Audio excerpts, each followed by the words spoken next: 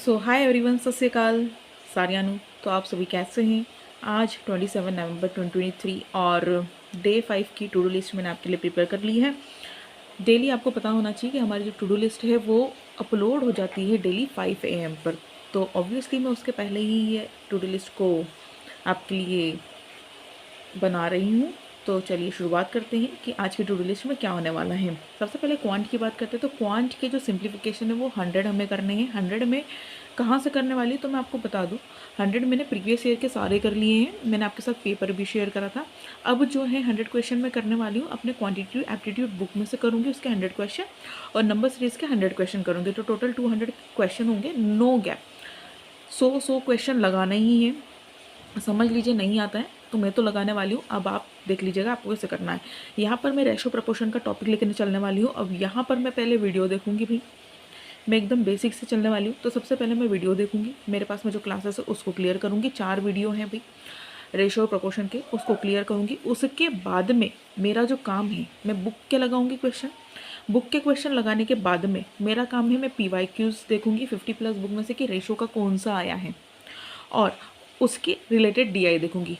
Ratio proportion में DI जो है, अब आप बोलेंगे मैडम हम लोग तो देखिए बोर्ड पे आती, उस पे आती, उस पे आती, नहीं, इस पे बेसिस भी DI आती है। अगर हम सर्च करेंगे तो हमको मिलेगी। और पता है कि टेबल DI में मोस्टली जो होती है कैलकुलेशन होती है, उसके बेसिस पर हम फाइंड आउट करेंगे कि हाँ ये इससे रिलेटेड DI है।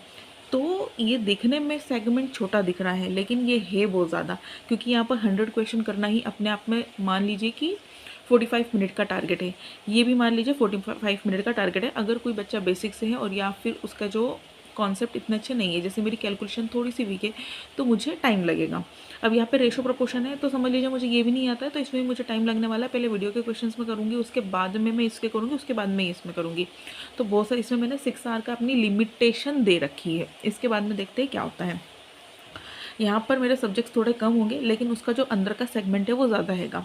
अब बात कर लेते हैं इंग्लिश की। तो इंग्लिश में सबसे पहले मैं एडिटोरियल करने वाली हूँ भाई। एडिटोरियल के लिए मुझे हाफ आवर लगता है क्योंकि मैं उसकी जो वॉकेब्स है उसको भी राइट डाउन करती हूँ। साथ में निमिषा मैम के लेक्चर में ही एक लेटर और ऐसे होता है, तो मेरी आदत है भाई वो लेटर को भी लिखने की और ऐसे को भी लिखने की, क्योंकि लेटर और ऐसे जो है करंट टॉपिक पर हैं और बुक में भी टॉपिक्स होते हैं वो रिलेटेड ही होते हैं। बट आजकल का जो ट्रेंड चल रहा है एग्ज़ाम में या फिर क्वेश्चन आस्किंग में, जब इंटरव्यू आता है, ठीक है, तो उसमें करंट टॉपिक से रिलेटेड ही आपसे पूछा जाता है। तो यहाँ पर उस न्यूज़ के साथ में मेरा लेटर और ऐसे से करंट टॉपिक, मतलब ऐसे से ही करंट टॉपिक मेरा क्लियर हो जाता है, ठीक है, क्योंकि उससे ही रिलेटेड मैडम क्या करती हैं अपने को ऐसे लिखवाती है।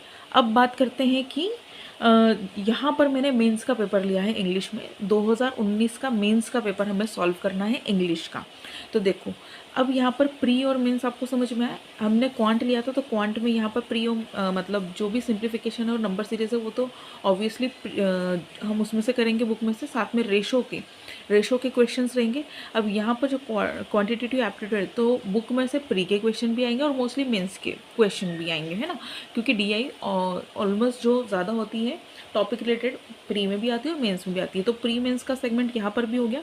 अब यहाँ पर इंग्लिश मेंस की करो तो प्री की अपने आप कवर हो जाती है, क्योंकि टॉपिक एक जैसी है। क्लोस्टेड है तो क्लोस्टेड आना है और कॉम्प्रीहेंशन है तो कॉम्प्रीहेंशन आना है, दोनों में ही आता है। तो हमारे टॉपिक क्लियर हो रहे हैं। तो यहाँ पर प्री और मेंस का सेगमेंट दोनों हैं।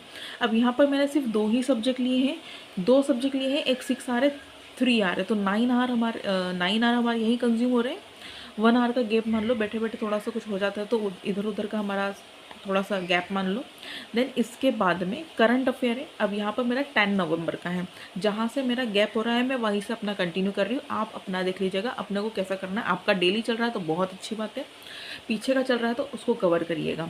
यहाँ पर मेरा 10 नवंबर का है तो उसको मैं कवर करूँगी। साथ में रिविज़न करूँगी, क्विकली एकदम रिवीजन करूँगी। किसका रिवीजन करूँगी? जो लास्ट के 10 नवंबर से उसकी सारी न्यूज़, ठीक है, लास्ट के जो 10 नवंबर से मतलब 1 से लेकर 10 तक की सारी न्यूज़ को मैं एक बार गो थ्रू करूँगी।